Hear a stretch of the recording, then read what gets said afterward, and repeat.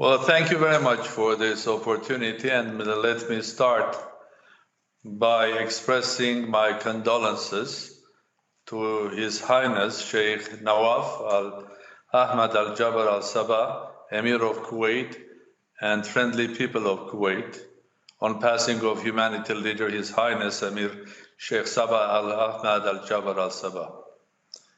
So now coming back to your question, I think I would like to have 2-3 points made here. First of all, when Azerbaijan is speaking about occupied territories, they are speaking about Republic of Nagorno-Karabakh.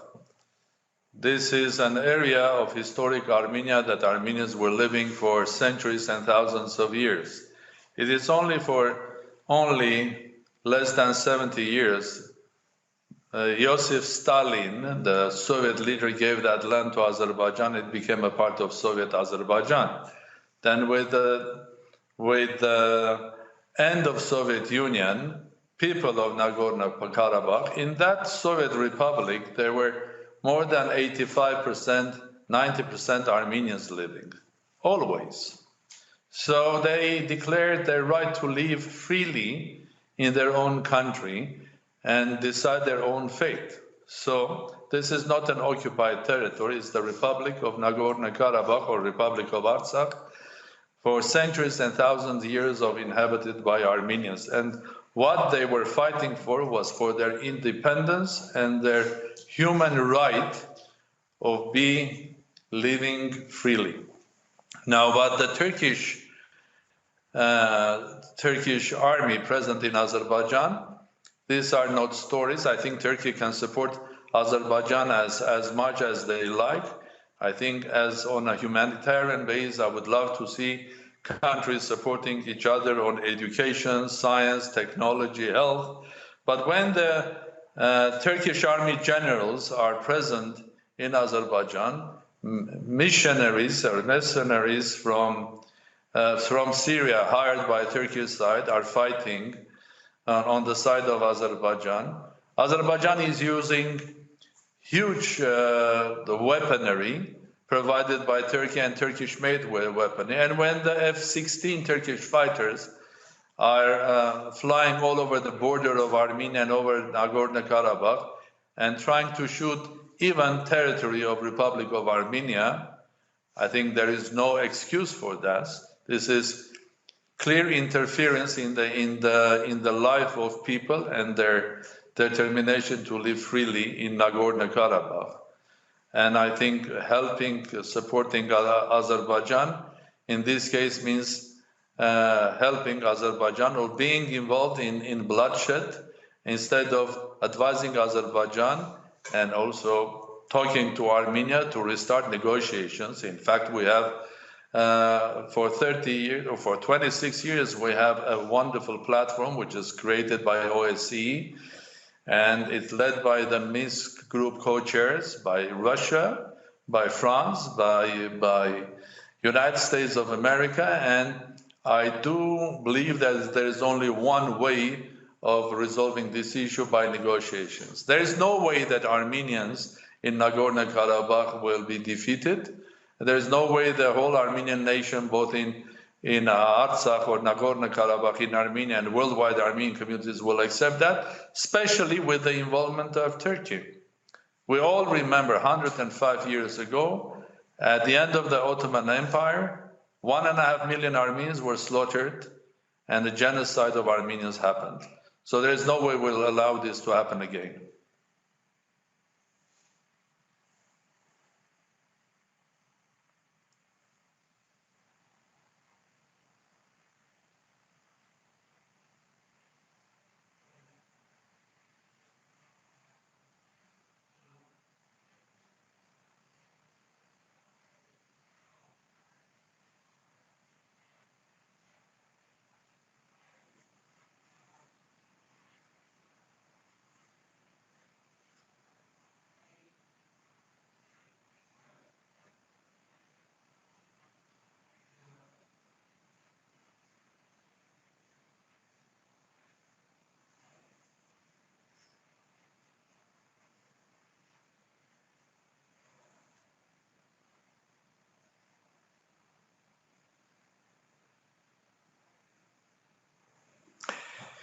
Well, what I was saying that it would have been better if Turkey would give advice, not becoming involved in the war and sending their military generals, mercenaries, their fighters, their airplanes to Nagorno-Karabakh. But they are doing absolutely the opposite. So how can they be the mediator here? I don't see how they can become a mediator here.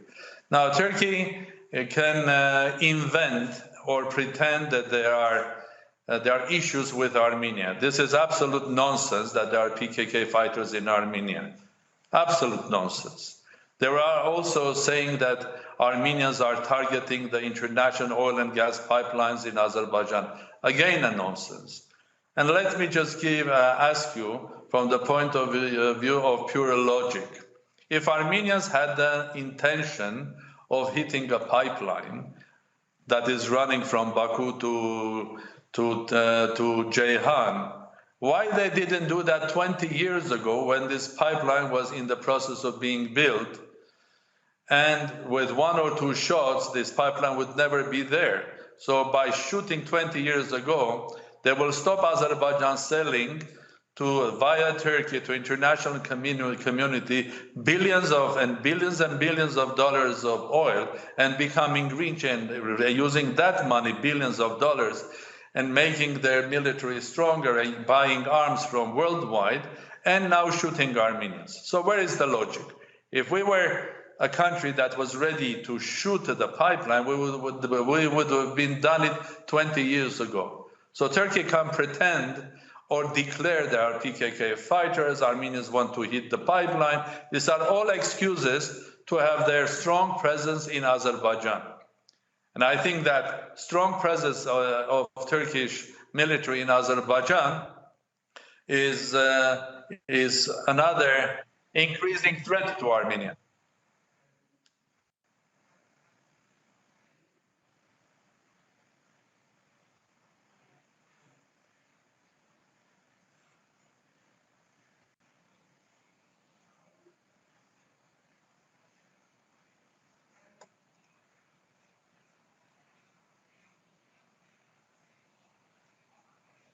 Well, first of all, let me tell that the military activity and attack has been started by Azerbaijan. Armenians in Nagorno-Karabakh, they don't have a reason to attack Azerbaijan. No way.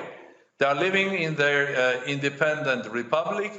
They are trying to build a normal human life. Why on earth they will attack Azerbaijan and provoke this sort of a bloodshed? So the attack was organized by Azerbaijan because somehow they are under the illusion they can resolve the issue with military force.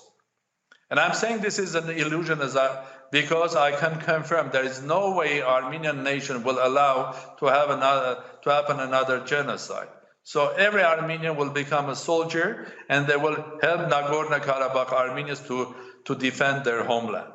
So there is no other way to go to the table of negotiations. But before that, your message is more to the president of Azerbaijan, Mr. Aliyev. I think he has started this phase of confrontation, and basically he has to stop it because Armenians are not on the territory. They are protecting people of Nagorno-Karabakh, and it's up to Azeri side to decide, to understand, to agree that there is no military solution to this conflict. There is only human solution, which is negotiations. And negotiations, we don't have to go and try to find a negotiating party, a mediator, because the organization is already there. It is the OSCE with the three co-chairs. I mean, these are co-chairs that everybody could trust. It is United States, France, and Russia. So that the way forward to peace is going back to negotiations rather than destroying human lives. And they are destroyed on both sides, both in Armenian side and Azeri side. And I think you can invent any sort of imaginary reason why you are doing this, because there is PKK, that is why Turkish army is in Azerbaijan, or they are protecting the pipeline, or because they are ethnically the same, they have ethnic roots and so on and so on. But none of these gives you a ground to go on the other side and fight independent Republic of Nagorno-Karabakh and also shoot on Republic of Armenia. And let Turkey remember that they are still members of NATO, an organization which has completely different defense policy than what Turkey is exercising today.